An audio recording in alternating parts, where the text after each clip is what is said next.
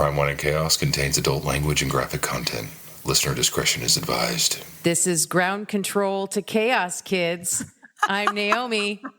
I'm Amber, and this is Crime, Wine, and Chaos.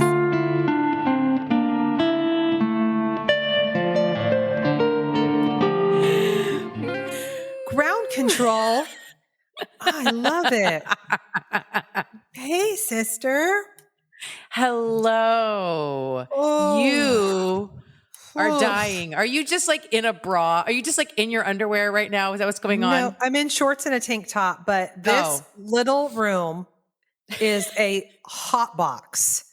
It's terrible. I'm so sorry. I know. For those Chaos kids listening outside of the greater Seattle area, we are experiencing what we call a heat dome, apparently. I don't know what the fuck that means, except that it's just really fucking hot for here. Okay, for here. It's like over 90.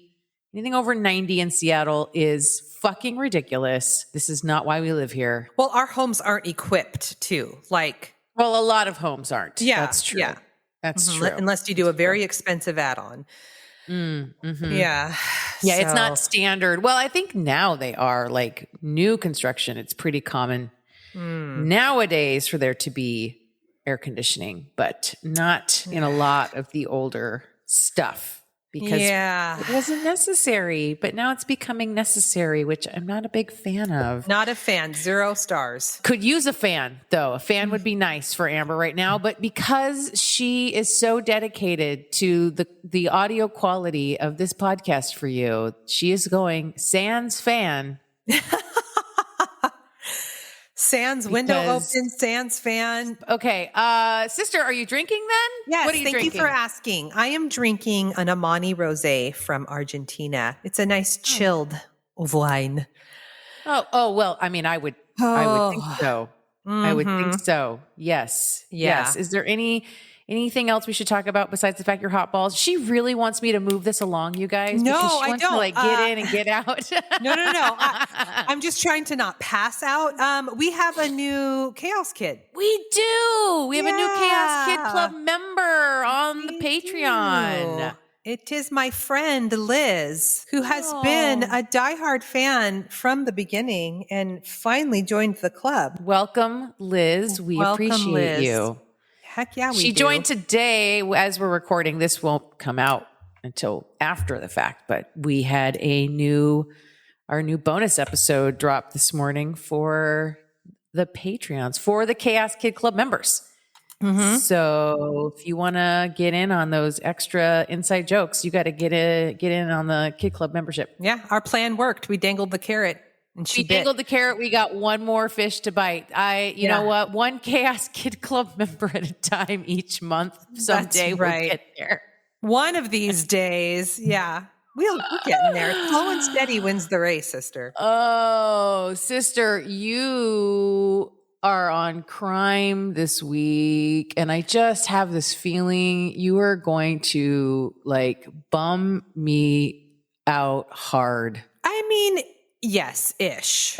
Yes-ish. Okay. All right. Well, let's get into it then. All right, great. I am going to tell you about Priscilla Bailey. We are going to 1974 in Ritchie County, West Virginia. All right. So Wayne Wyers grew up in Ritchie County, West Virginia. He was one of 4 children. His sister said that he was very protective of his younger sister. He played football in high school. He was very good looking and was known as a ladies' man. Oh. Stay classy, West Virginia. That's right. His high school girlfriend was Priscilla Bailey, and she met Wayne at church, and they were super into each other right away.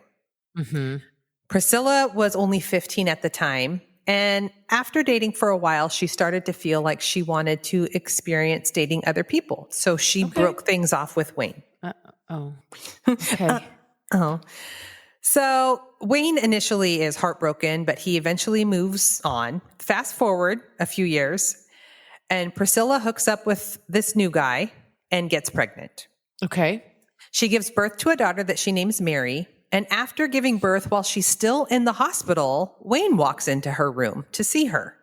an awkward rekindling. Wait, I heard you just had a baby. How's it going? Well, I'm just here in my hospital issued diaper, like looking my very best. Yeah. So he, okay. Well, as it turns out, his wife had also just given birth the same day in the same hospital. Oh, he just literally just happened to be there. And heard that she was there and decided he'd just head on over to her room and have a, hi, how are you? Hi, how are you? We both just had babies, right? So Priscilla right away felt a very strong attraction to Wayne again, but she had just given birth and he was married. Another man's baby and Wayne is married. Okay. Okay. So she focuses on settling in as a new mom, but it turns out Wayne couldn't stop thinking about her either. Oh, yeah. So he calls her up one day and asks her if he can just pick her up and go for a drive and they can talk. And initially Priscilla told him no because he was married. Yeah. And Wayne said, I just want to talk and to catch up. So Priscilla agrees. I mean, okay. Okay, Wayne. Okay, Priscilla. Oh. Both of them. Let's just talk. Let's just chit chat. Oh my God. Alone in my car. Without my wife knowing. Uh-huh. So this, of course, rekindles their romance. And after a few weeks of secret meetups, Wayne files for divorce. Whoa. Mm-hmm. No messing around. No. He couldn't stop thinking about her, Naomi. No, I got that. Oh, okay. Yeah. So Wayne ends up moving in with Priscilla and her daughter, Mary. And the two get married and pretty quickly, actually, they get married. And over the next 10 years, the couple has 3 children together, Chris, Melissa, and John. In 1986, the family moves into a small home where Priscilla's mom, Eva, also moves in. And this is a 2-bedroom home. Mary says that her family lived in pretty significant poverty. It's bad. This home is pretty dilapidated. It's small. There's 2 4 bedrooms children. with a family of 5 plus mother-in-law. Yeah. Mary actually shares a bed with Grandma. Okay. No. Sorry, Grandma, but no. So Wayne worked as a long-haul truck driver, and he obviously worked long hours to support the family. He would leave on Sundays for the entire week, but he would call every night. That's sweet. Yeah. Well, we don't like Wayne. Oh, I didn't know that. Okay. I know. Sorry. You're not supposed to. I just... Good job, Amber. It's literally the point of what you're doing. Her brain is literally fried. You know that they put the egg on the asphalt and it cooks? Yes. That's Amber's brain right now. That is my brain. Her hot box reporting room. Those old commercials of your brain on drugs. Remember those? That's yeah. you. Of course. Me. Of course. Mm-hmm. Of course. So on February 24th, 1987, at around 1 a.m., a call comes in to 911 from the Wyers residence. Priscilla had called and said she shot Wayne. She called to tell them that she shot him? Yeah. Mm-hmm. Okay. Police had been to this residence one other time, responding to a domestic dispute between Wayne and Priscilla. And when the police get there, the entire family is there, including the kids and Grandma Eva. And Wayne was in the living room on the floor. It looked as though he had fallen out of his chair, onto the living room carpet. Okay. He was still alive and mumbling incoherently, but nobody in the family was giving him any aid. Oh, sorry. That's really telling, isn't it? Mm-hmm. It's really telling. Yeah.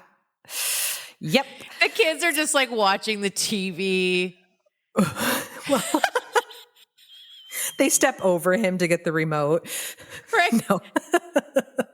I don't think there was a remote yet in 1987. No. They have to step over him to go change the channel. Yeah. Mm-hmm. So is the recliner open then? Since he's not in here anymore. Yeah. So fucked up. Oh my God. I'm going to hell for that. So officers started treating the bullet wound in Wayne's chest, and they said they could smell like a heavy amount of alcohol on him. And they asked Wayne what happened, and he said, I don't know. Oh, Oh my God. Maybe it was best that he was really intoxicated. I don't know. right? Except for like his blood is probably pretty thin. So he could have, anyway, the blood loss. Yeah. Yeah. So he's taken to the hospital and the police start talking to the family members. And Priscilla tells an officer that her and Wayne had been fighting all weekend because she had loaned his Jeep to a male friend without asking him, and the friend wrecked it. And Priscilla had lied to Wayne and said that she wrecked it, but Wayne didn't believe her. So Which he was right to, because she did lie. well, she did. Yeah. Mm-hmm. Okay. But also, well, we'll get to it. So Okay. he doesn't believe her. So he's all pissed and he goes out into the neighborhood to try and, get to the bottom of what happened to his Jeep while he was gone. He went to the apartment complex across the street and someone there told Wayne that Priscilla's male friend had borrowed the Jeep and that Priscilla was sleeping with him. Of course she is. Well, I'm sorry. every time I'm always surprised at the ones that turn out to be funny. I'm like, oh, no. Okay. So Priscilla said that she never had sex with the man that wrecked the Jeep, but Wayne doesn't believe her. And according to her, that is when he became violent and started hitting her. She said that he had severely beaten her and held a knife against her face. And she said that later that night, after the kids were asleep, she shot him. But I thought the whole family was in the living room when the cops and stuff showed up. Well, the shot woke them up. Woke up the whole house because it's a tiny house. Got it. Yeah. And it's 1:00 in the morning and, Sure. So police start questioning Priscilla's story because the account of extreme abuse that night doesn't line up with how she looks. Mm-hmm. They're not able to find any bruises or lacerations or any indication at all that she had been harmed in any way. Yeah. Then she changes her story. She says that she didn't shoot him, but she is responsible. She said her oldest child, 11-year-old Mary, Wayne's stepdaughter, is the one who loaded the gun and shot him. She's using her 11-year-old as her scapegoat. Okay. But when officers talked to Mary, she said that she did shoot him. Mary. But the 11-year-old. Mm-hmm. They're suspicious of her story too, and they're afraid that she's telling the story that her mother asked her to tell. Officers test both Mary and Priscilla's hands for gun residue, and those tests are sent off to the lab. But until they get those results back, there's not much that can be done. So they finish processing the scene, but no arrest was made that night. And the family finds out at 6 a.m., so this is like 5 hours later, that Wayne passed away. Yeah. His biological children, Chris, was 8 at the time, Melissa was 4, and the youngest, John, was 5 months old. Oh. I know. The next day, Priscilla does an interview with the local news from her home. Ooh. They're all just in the house still, in the tiny house. I'm getting like Virginia Hayden vibes here. Like, yeah, let's talk. Oh, yeah. So she tells the reporter that Mary had got the gun, that she had no idea, and that Mary went into the living room and shot him. On the news, she says this. I know. What is going on? Priscilla has some issues. So with all the cameras in the house, Priscilla then turns to Mary and says that you need to tell them what happened. This poor kid. Oh my God. So Mary goes on camera and says, Wayne beat up my mom.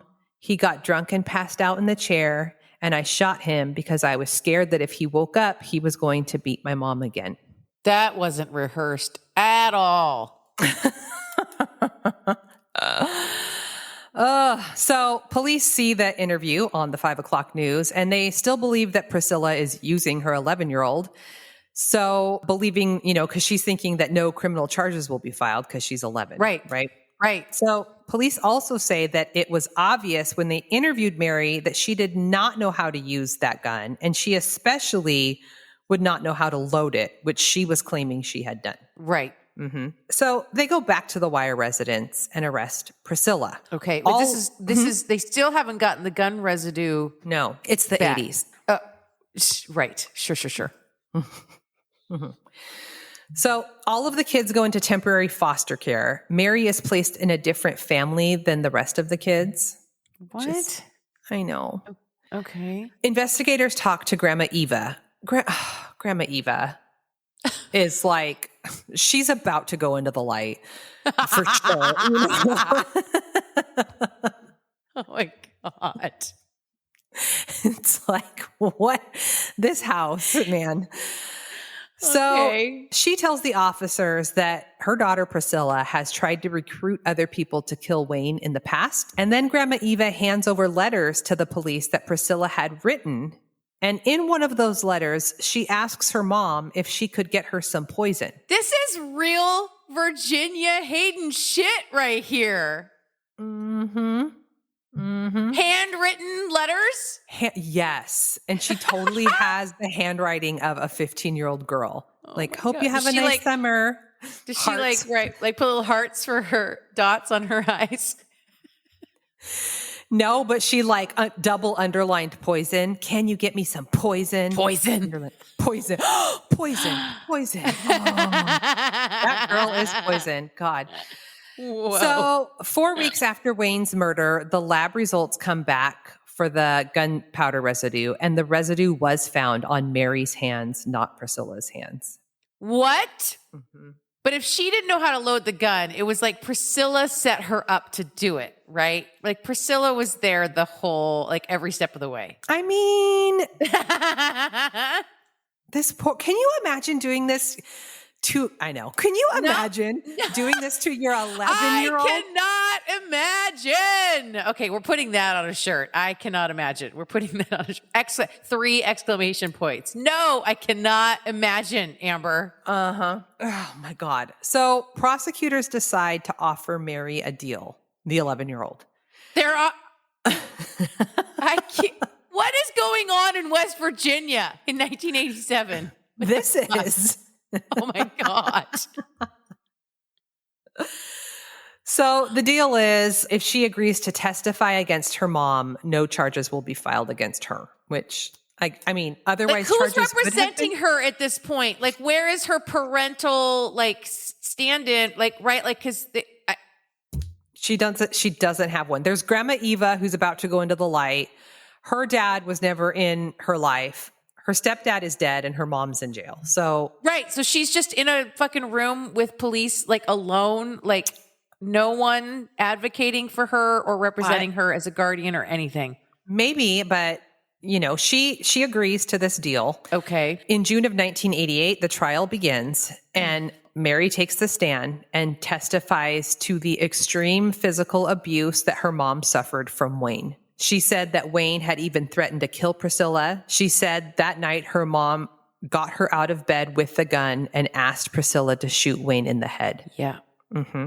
She said, if you do it, this will be over and you won't go to jail because you're too young. So Mary said that she begged her mom not to make her do it, but her mom handed her the gun and directed her into the living room where Wayne was sleeping / blacked out in his chair.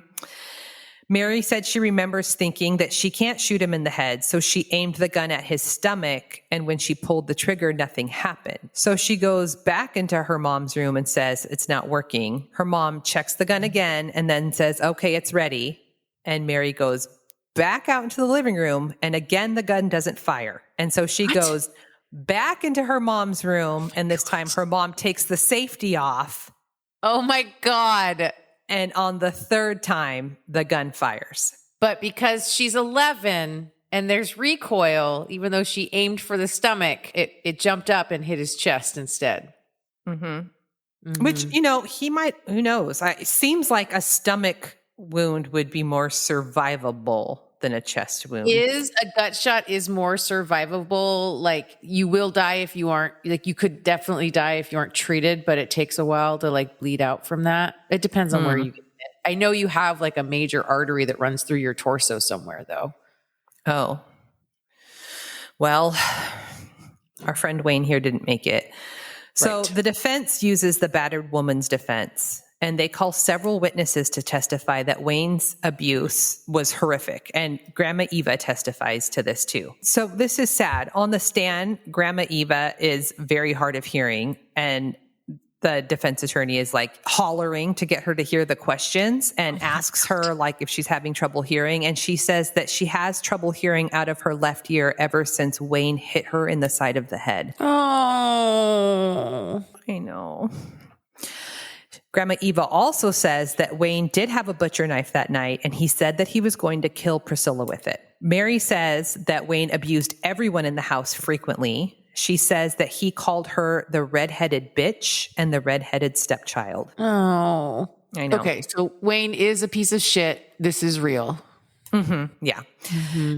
When Priscilla takes the stand, she testifies that Wayne was not only verbally and physically abusive, but he was also sexually abusive. She testified to some disgusting shit that I won't go into detail about. Wayne's family maintains that this is not who he was. Oh, sure. Sure. So I just want to put that out there. His sisters say that he was a pumpkin and this is all bullshit. Okay. So after deliberating for just 3 hours, the jury returns with a verdict of guilty in the murder of the first degree, but she was eligible for parole after 10 years. So they basically gave her leniency in her sentencing because of the battered woman's defense. What are your thoughts on? Are we wrapped up? I don't want to No, there's a little bit more. Okay. Yeah. You mean to wrap it up? Okay. Yeah. Then we can. So Wayne's 3 biological children are adopted by their foster parents, and Mary bounces around the foster care system until she becomes an adult. It's so sad. At the age of 21, Mary testifies at her mother's parole hearing in favor of Priscilla being released. So Priscilla is released and moves in with Mary. But Mary says that Priscilla immediately met a guy and wanted to have another baby and was like leading this chaotic life. So Mary let her stay for a year and helped her get an apartment and a job and then sent her on her way. Oh. I don't think that they have much of a relationship now. She doesn't call her mom. She calls her Priscilla. I think she wishes her well, but it's like, bye-bye. Bye. Mary wrote a memoir titled My Mother's Soldier, detailing her ordeal with this case. She said that writing the book was a healing experience. She mentioned how she struggled with her mother's thought process behind asking her to pull the trigger, obviously. Today, Mary works as a nurse and runs her own business. She currently lives in North Carolina, and she is engaged to an attorney. Oh, well, Yeah. I'm glad that Mary's doing well. Me too. I just, oh man, I don't know. The battered woman thing is like, it's so real. It's so real. Right. And like, the like chronic PTSD of living like that, or like just the like continuous trauma of that. I mean, we know now that shit like literally changes people's brains and their right, like their behavior and their thought process to a degree that is, I have mixed feelings about, obviously like asking her daughter to do it on her behalf. Like that is some insidious shit, that, give to your, like that kind of trauma to give to your kid. I mean, Mary will forever know that she killed her stepdad. Like she killed someone. Yeah. I wonder, I didn't even think about the connection between that and her becoming a nurse, Right? wanting to help. Be somebody that helps and heals. Yeah. I mean, I don't know. We talk about like, when is murder justified? I don't know if justified is the right word, but like understandable. Right. In like maybe a self-defense situation. And some would argue that in a situation like battered wife syndrome, it is self-defense. It's just opportunistic moment of self-defense. Oh, it's you know not what I mean? uncommon to wait until they're passed out drunk because you're terrified. Right. In a way, it's like being it's like being held captive and you're waiting for your captor to be like, to have their guard down so that you can escape, essentially. Like this is an escape from captivity.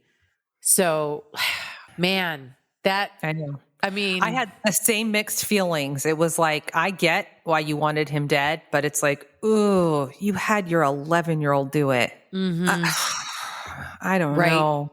Yeah. like I understand being stuck. I know how hard it is to leave. Like I don't know.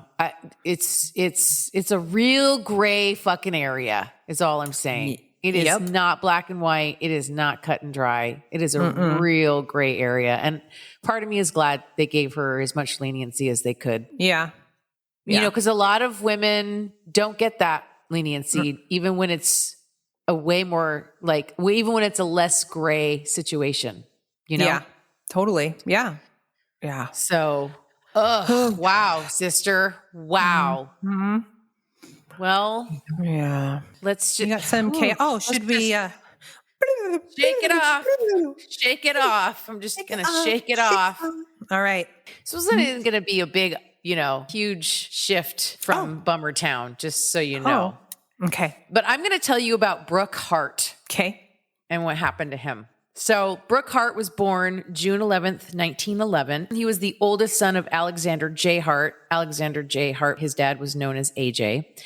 And AJ owned the L. Hart and Son department store in downtown San Jose, California. Brooks's grandfather, so AJ's dad, Leopold Hart, the L in the L. Hart and Son, he had immigrated from Alsace, cultural region of Eastern France, and bought a shop called the Cash Corner in 1866 on the corner of Market and Santa Clara Street in downtown San Jose. That was did I say that was in 1866? So when AJ took over the business, he expanded it into like a landmark status in San Jose. A status that would last for 40 years. L. Hart and Son would become as much a part of the fabric of the city of San Jose as Macy's was in New York City or Neiman Marcus was in Dallas, right? Wow. So it's like one of those type of places. It's a big mamma jamma, like old-timey department store. Okay. The Hart store was famous for its excellent customer service. It garnered deep loyalty from its customers as well as its employees. During the Great Depression, Hart's held its central place in the lives of the citizens of San Jose and even continued buying ads in local publications. Wow. The Hart family was, of course, big time in town. There was a lot of stories about their influence. One story says that supposedly the artist who repainted the ceiling of the Cathedral Basilica of St. Joseph in San Jose in the 1920s modeled the cherubs in his work on the children of the Hart family. Oh, geez. Adorable little cherubs. Yes. Yes, exactly. So Brooke worked in the store growing up and was well known and liked by the community. And after graduating from Santa Clara University in 1933 at the age of 22, AJ made him a junior vice president and started training him to take over the business when AJ retired. A few months later, on Thursday, November 9th, 1933, Brooke would go missing. Oh. Just before 6 p.m., Brooke got into his 1933, so, brand new, Studebaker President Roadster, which was a graduation present from his parents. He got it from a parking lot downtown, which was right behind the department store. He was supposed to pick up his dad because AJ didn't drive and take him to a meeting of the Chamber of Commerce at the San Jose Country Club. Oh. But Brooke never showed up to get his dad, and AJ was a bit worried about it. Hours passed, no sign of Brooke, and the Harts grew more anxious. Brooke was a responsible young man and punctual. Not showing up was just not how Brooke rolled. So I guess AJ must have got a ride to the country club from someone else because it was at this dinner at the country club that he told the manager of the club he was really worried about Brooke. And then a friend of Brooke's called and told AJ that Brooke had missed another appointment at 8 p.m., I guess, with his friend. And that's when AJ called the police to find out if maybe Brooke had been in a car accident. So the parking lot where Brooke had parked his car had a lot attendant who said he saw Brooke had left out of the lot going east on Santa Clara Avenue at 6:05 p.m. Later, a Hart store employee spotted him around 6:30 at Santa Clara and 14th Street. And then a rancher in Milpitas, we know all about Milpitas. Milpitas, 7 miles north of San Jose, said he saw a man matching Brooke's description standing alone next to a car on Evans Lane around 7 p.m. The rancher said later he saw the car still parked there around 8:30 p.m. and no one was there with the car. And it's his car. It's the Roadster. Yep. Okay. Yep. Well, at least it matched the description of his Roadster. Okay. So around 9:30 p.m., Elise Hart, one of Brooke's younger sisters, was at the family home when a call came in. A soft-spoken man told her that Brooke had been kidnapped and instructions for his return would be coming later. Uh-oh. About an hour later, what sounded like the same man called the home again. This time, Miriam, Brooke's other little sister, she answered the call. The caller told her that Brooke would be returned if the Hart family paid them $40,000. Jeez. This is equivalent to almost $1 million today. Yeah. He told her delivery instructions for the money would be provided the next day. So some people might know this, but there was this period of time where kidnapping for ransom was like a thing. It happened all the time. Weird. I know. It's really weird. Huh.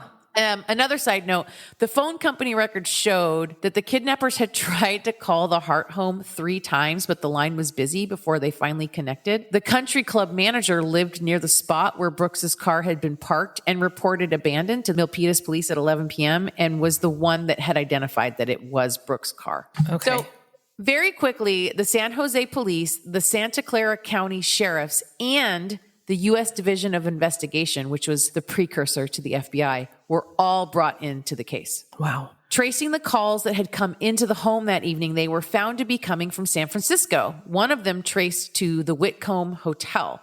But the search initially focused on the regions surrounding Calaveras Dam and Oakland because authorities believed the call's origin was a decoy. Interesting. Okay, this is weird. Brooke's wallet was found in San Francisco on the guardrail of a tanker that had been refueling a passenger liner while both ships were docked at Pier 32 between midnight and 5 a.m. Oh, that's bizarre. So the assumption was that the wallet had been tossed from a porthole in the passenger ship. So that ship was stopped and searched in LA when it arrived there on its way to Hawaii on November 11th, but nothing was found.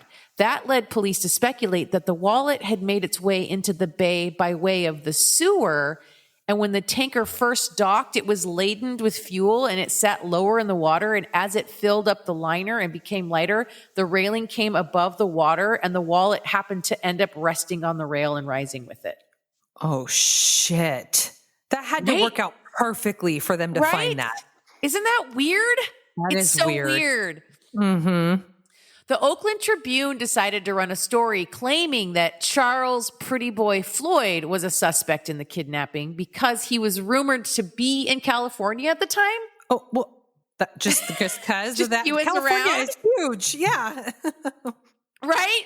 Okay. Later, he would be spotted in Almaden near an abandoned Quicksilver mine, and some dude near that mine claimed to be Floyd and boarded a bus in Modesto and robbed the passengers at gunpoint. Oh, okay.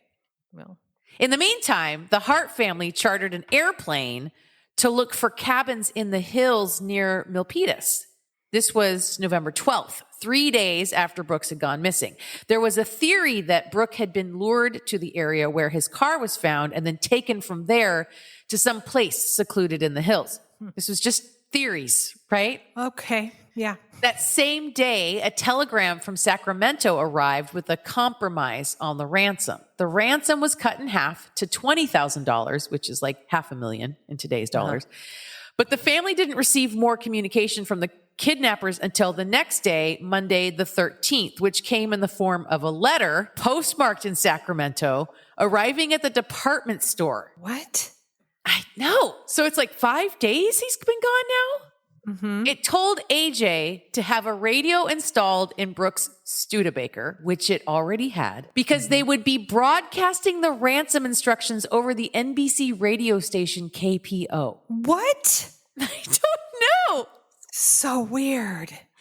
The instructions also demanded that AJ drive Brooke's car to deliver the ransom, except as we know, AJ had never learned how to drive. Right. Later that day, AJ posted a $5,000 reward for Brooke's safe return with a promise to drop the investigation if Brooke was allowed to just come home. Okay. Police even announced they would no longer be tracing calls to the Hart residence to bolster this offer. And this was a lie. Of course, they were still tracing all the calls. Sure. The following day, Tuesday the 14th, another ransom note arrived. Okay. This one postmarked in San Francisco. It told AJ to put the money in a black satchel and drive to LA. Later that night, a call came in that AJ answered, and the man claimed to be one of the kidnappers and told him to take a night train to LA. They're given an awful lot of instructions before they've even had an opportunity to complete the first one. Right? Oh, God. So the police set up a stakeout on the train station, and then they arrested some dude that turned out to just be a bank teller who was literally just out for a walk. God. Well, he was in California, so it must be him. Right? The fuck? Okay. Mm-hmm. On Wednesday the 15th, so we're 6 days into this, right? Is that right? Yeah, because he went missing on a Thursday night. The Harts put a sign in the window of the department store that said, AJ didn't drive. Oh, okay. Right? Like, stop trying to get him to drive this fucking ransom somewhere. AJ doesn't drive. It's an old school PSA. That night, another call came in. Again, the demand that AJ drive to deliver the ransom money. So AJ demanded proof that his son was there with the kidnapper, and the kidnapper said Brooke was being held at a safe location. Mm-hmm. But the phones were tapped. The call was traced to a garage in downtown San Jose. The police raced to the garage, but the caller was gone by the time they got there. Fuck. I also didn't know that they could trace calls in the 30s. In the 30s? That's impressive. Right? Mm-hmm. Thursday the 16th, a week since Brooke had been kidnapped, another demand arrived. Again, ordering AJ to drive the ransom. Make the sign bigger. They got to make that sign bigger. Are you mental? I don't drive. And again, that night, another call, another demand that AJ drive the ransom. Why? This call was traced to a payphone in a parking garage in town, and Police Chief Black and Sheriff Emig hurried to the payphone. It was like 150 feet from the San Jose police station. And the caller was gone. Oh, no. They found Thomas Harold Thurmond just as he was hanging up at about 8 p.m. and arrested him. Oh, good. So they haul this guy in and interrogate him for hours. It's like 3 a.m. when Thurmond signs a confession, and it said he bound Brooke's hands with wire and tossed him off the San Mateo Bridge into the San Francisco Bay between 7 and 7:30 p.m. on November 9th, the night Brooke was kidnapped. He's been dead this whole time. Oh. He also said he didn't do any of this alone. He had a partner in crime, John Holmes, a recently unemployed salesman who was also separated from his wife and kids. Holmes was picked up about a half an hour later at 3:30 a.m. in his room at the California Hotel, which was also very near the San Jose police station. Mm-hmm. Thurmond claimed that Holmes was the one who had approached him with this kidnapping plot about 6 weeks prior, after he'd separated from his family. The next afternoon, Holmes signed his own confession admitting that he and Thurmond had kidnapped Brooke and thrown him into the bay. Oh. Later, the Santa Clara County DA tells the press that without any witnesses to corroborate these confessions, they're basically inadmissible because each kidnapper turned murderer had thrown the other under the bus, each claiming the other was the mastermind behind the plan.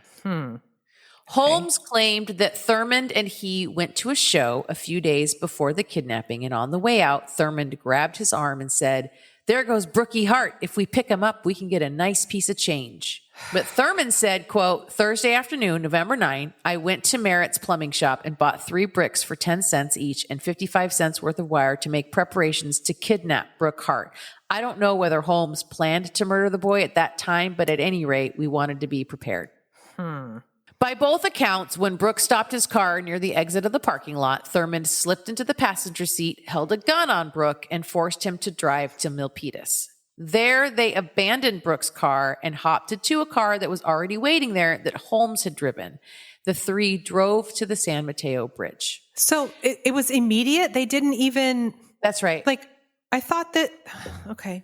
Well, I mean, I think the idea is like, we don't want to get caught. I think a lot of kidnappers think if we can just get them to give us the money with like the promise that we'll return their loved one, then we can head off and this person can be dead and they'll never be able to identify us as the kidnappers. Right?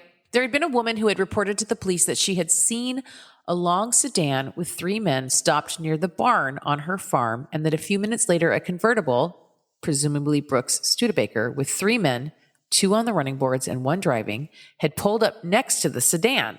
Her description of the driver of the Studebaker was a slender man with light-colored hair, a match for Brooke. She didn't report these events until the 13th of November after she was visiting relatives and heard about the kidnapping. But investigators didn't take her account seriously because her account included three too many people than what they had on those confessions from Thurmond and Holmes. Okay. But because she saw the Studebaker with three people and the other car with three people. Right. Gotcha. Okay. So they were like, not adding up. Right. Once on the bridge, Thurmond and Holmes forced Brooke out of the car. One of them struck Brooke on the head twice from behind with a concrete block, knocking him unconscious. They bound him with the baling wire and tied two 22-pound concrete blocks to his feet and dumped him off the bridge into the bay. Oh. Yeah. The tide was out, leaving only a few feet of water at the base of the bridge. The men supposedly then shot Brooke as they saw him moving and struggling below against the wires and the weights, and he moved south under the bridge against the current. Oh, okay. After leaving the bridge about a mile down the road, they pulled over and got rid of the extra concrete block and baling wire, which police did recover. It was a few hours later, they made their first call to the Harts demanding $40,000. There were two men out that night scavenging for wood who claimed to have heard screams for help around 7:25 p.m. and that they tried to help, but the conditions were really muddy and they couldn't get very far. And they said the cries came from the bridge near the shore of Alameda, but they did not hear any gunshots. Okay. Police from Santa Clara, San Mateo, and Alameda counties started the extensive search for Brooke's body in the bay and around the bridge. They did find trace evidence on the bridge, including blonde hair on a brick and other marks that convinced the police that the events on the bridge did go down the way Thurmond and Holmes said it did. More evidence started to turn up. Two 22-pound bricks with apparent bloodstains were also found at the bridge. Then the pillowcase used to cover Brooke's head for the drive to the bridge, as well as Brooke's hat, were also found. The hat was the thing that kind of really broke the Hart family and made them realize he wasn't going to be found alive. Oh, poor family. I know. The bay was dragged. Nothing was found. On the night of the 22nd, some construction workers building a pier for the San Francisco-Oakland Bay Bridge reported seeing a body floating in the water, which prompted a search by Oakland and San Francisco police boats, including the shores of the nearby Goat Island. 2 days later, AJ announced a $500 reward, trying to get the public involved in the search, which that's about $1,100 or a little more than $1,100 today. At this point, there's a blimp from Sunnyvale in on the search, police boats from Oakland and San Francisco, the U.S. Marines, and a hydraulic pump to dredge the mud from underneath the San Mateo Bridge. Wow. All of them gave up on the 25th of November. And then the next day, November 26, 1933, 17 days after Brooke was kidnapped, two duck hunters from Redwood City discovered a very decomposed and crab-eaten body about half a mile south of the bridge. Oh, God. Brooke's body was identified by the coroner, confirmed by his friends and employees later that day, with several personal items with the body that matched Brooke's known possessions. The autopsy stated he had died from drowning and there were no bullet wounds found. Okay. Local papers had reported that Holmes and Thurmond had met with psychiatrists and were going to make pleas of not guilty by reason of insanity. Of course. Thurmond's claim was that he had been, quote, crazy for more than a year since the woman he loved had married another man. Okay. Fuck this guy. And Holmes, he was going to deny his confession, which his attorney claimed had been forced from him by the police with coercive tactics. Sure. Which, I mean, it could have been. Yeah, totally. I mean, that's totally plausible. Yeah. One of the San Jose newspapers ran a front page editorial calling Holmes and Thurmond, quote, human devils. Whoa. And this editorial suggested some mob violence was in order. Shit. And the threat of lynching these two became very real.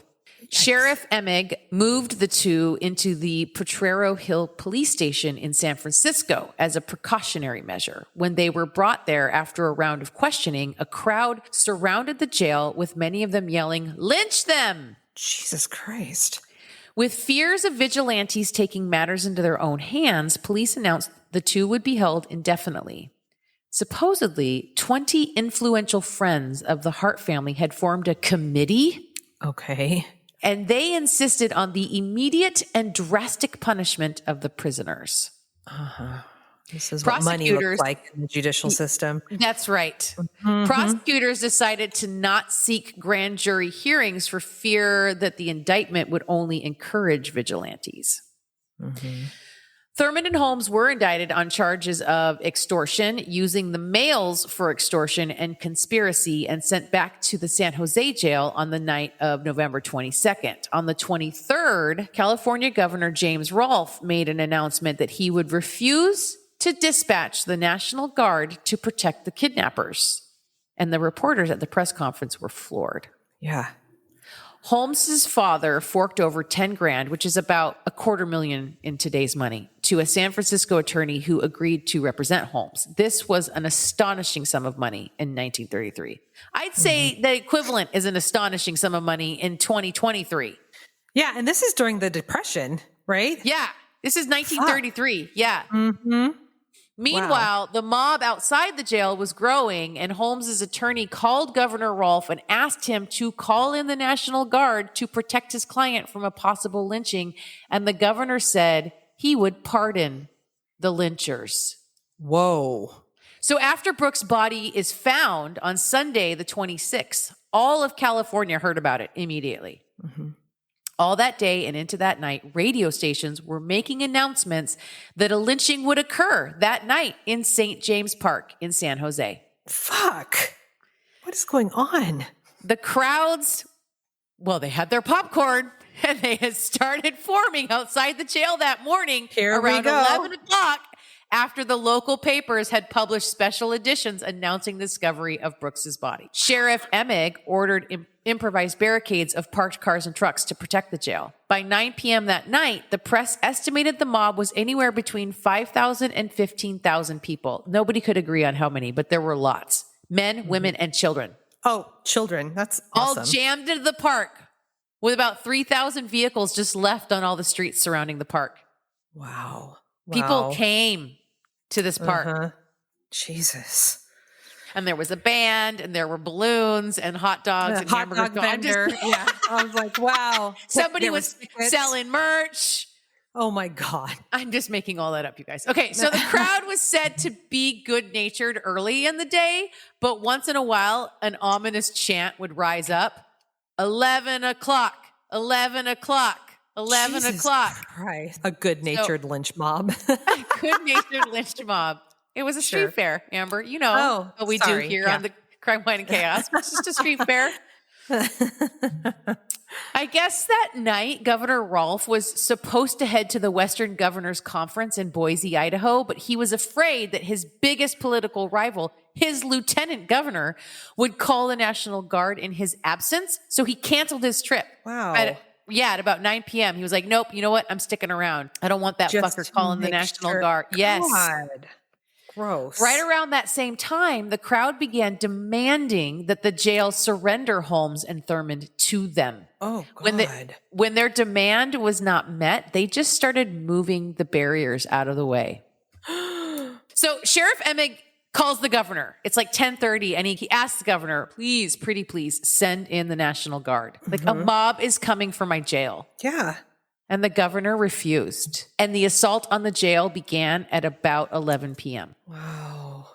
An hour later, as midnight neared, thousands had gathered outside the jail. The sheriff's deputies fired tear gas into the crowd, but they just got angrier and grew in numbers. The crowd ransacked a nearby construction site and started throwing shit they found there at the jail.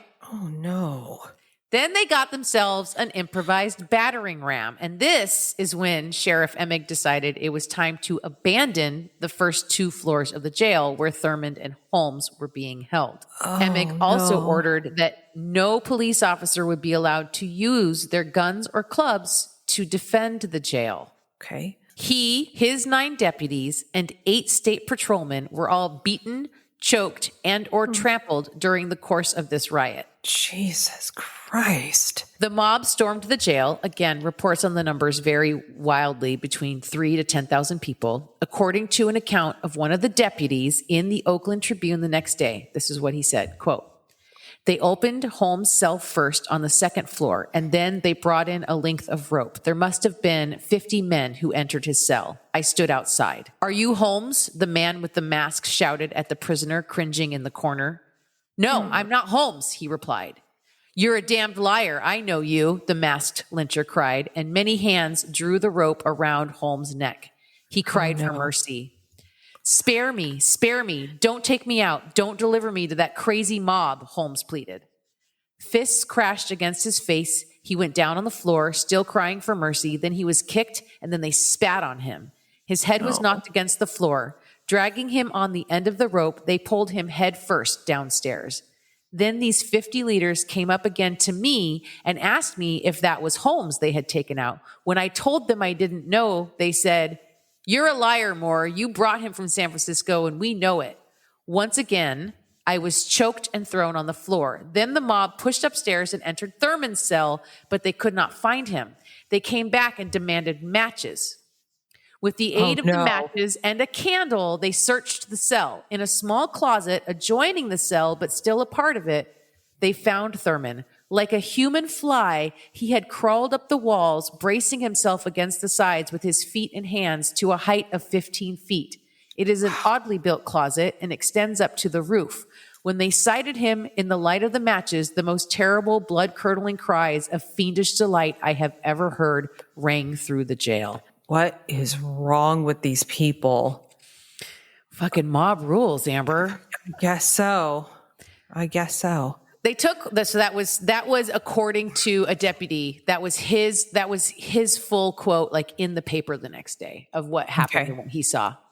So they took Holmes and Thurman across the street to St. James Park and hanged them. Child movie star Jackie Coogan, a friend of Brooke from Santa Clara University, was reported to be one of the mob that prepared and held the rope for lynching. Holy shit. Thurman was first. He was dragged from the jail head first. The mob beat him and knotted the rope around his neck. One man who attempted to stop the lynching was literally picked up and hurled over the heads of the crowd. Oh, God. Wow. After Thurman was hanged, the mob tore off his pants and fought for the scraps, for souvenirs. Gross. And then Holmes was next, reportedly screaming they were making a big mistake and he wasn't the man that they wanted. Their bodies hung for about 45 minutes until they were cut down by police officials. Thurman was buried in an unmarked plot in the Oak Hill Memorial Park on the 29th. Ironically, the same cemetery Brooke Hart had been buried just 2 days prior. Holmes was cremated. In December, the council approved cutting down the tree where the 2 had been lynched. The police were tasked with keeping off a crowd of souvenir hunters looking for a twig or a branch of the infamous gallows tree, the bark and lower branches already hacked and stripped for mementos. Yuck. What is wrong with people? Fucking gross. Governor Rolfe was publicly condemned for advocating the lynching by former President Herbert Hoover and President Franklin D. Roosevelt, who condemned it as a collective murder in a nationwide radio address. Eventually, 7 people were arrested for the lynchings, but none was convicted. I guess California didn't specifically define lynching as a crime, although crimes committed during the lynching, such as rioting, assault, and murder, could potentially be prosecuted. This doesn't make any sense to me because lynching is murder, right? I don't understand. Basically, even with thousands of witnesses, scores of reporters, and hundreds of photographs, there were no witnesses who could identify anyone from the lynching, so no charges were ultimately filed. Holmes' parents sued the governor for his role in the lynching, as well as the radio station KQW and several other persons. But the suit was dropped when Governor Rolfe died of a heart attack in 1934. Holmes' widow sued Sheriff Emig and several deputies for their negligence in failing to protect Holmes. Thurman's family did nothing of the sort and never spoke about any of it ever again. Wow. Some call this the last lynching in California or something like that, which isn't entirely true, but kind of is. Shit. And that is the kidnapping of Brooke Hart. Fuck, sister. That's horrible. I can't imagine anything more terrifying than a crowd that big coming at you that wants you dead. Right? It's one of those things where I hope that people just actually pass out from fear or something. Mm-hmm. Yeah. Seriously. Mobs are or just large masses of people that, it's kind of like how in any other species of animal on the planet, if they're swarming in any way, they're scary. Mm-hmm. It doesn't matter what it is. A swarm of anything, right, is scary. Yes. And a mob is a swarm of people, right? It's a swarm. And it's like something else. It's like they become a whole new animal. Yeah. And there's no convincing them to pivot at that point. No, there's nothing you can do but try to get the fuck out of there. Yeah. Get out of the way. Yeah. Mm-hmm. Oh, that's so scary. I hate it, sister. Sorry, sister. It's all right. Well, fuck that story. Well, fuck your story. Smart. Well, yeah, that one sucked too. Do you have anything else for the good of the order? I've melted. I know. I can see. You're just dripping in front of me. No, just the usuals. We're on all the things. Go follow us on all the things. You know what? Be like Liz. Become a Chaos Kids Club member on the Patreon and come get our bonus content every month. And once we get a few more people, we'll hit 20 Chaos Kid Club members, and we can have a virtual wine night. And also, if you're listening. At whatever app you're listening on, go give us a rating. It helps other people find us. The more ratings we have that are good, the more people give us a chance, and then maybe they stick around. And also, if you have an Apple device, go to that Apple podcast app and give us a rating and write us a review. Yeah. Also, it also makes us feel good. Yeah, we love that. It makes our day. It makes our week when we get a glowing review. We love that, you guys. So thank you for that. And oh yeah, that was really fucking chaotic. Chaotic. Bye. Bye. I love you, Sissy. Bye. Love you, Sissy. Bye. That was a good one.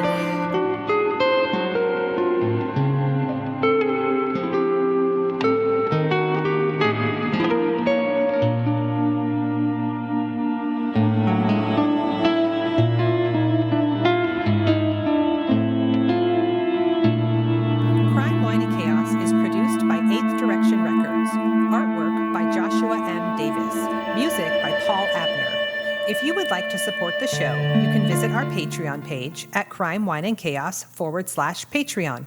Cheers. Just all of it. Just sweating her fucking face off. I'm having a heat stroke. It's fine. Okay.